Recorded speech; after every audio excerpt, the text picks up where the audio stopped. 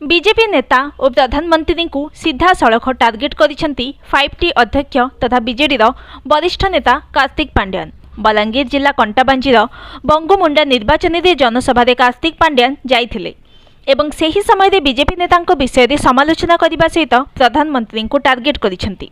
सभारे मुख्यमंत्री बीजेपी नेता और प्रधानमंत्री को टार्गेट करथिले। मुख्यमंत्री कहिथिले ओडिशारू बीजेपी हारुछि, तेणु प्रधानमंत्री चाषी कथा मने पड़ुछि। सोलार बिजुली नाम बीजेपी नेता दिन में लंठन देखाउथुबा नहीं जनता को कहिथिले। 50,000 डिपोजिट कर सोलार पावर मिलिबो। बीजेपी सरकार दिन में कौन लंठन देखाउछि? डबल इंजिन सरकार दिन में सोलार लाइट कथा कही ओडिशा को लंठन कर देउछि।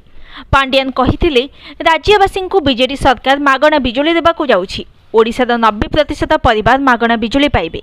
एथर आयुष्मान योजना रे मां को मिलिबनी 10 लाख टंका, कारण एथिरे बीमा कंपनी पाउछंती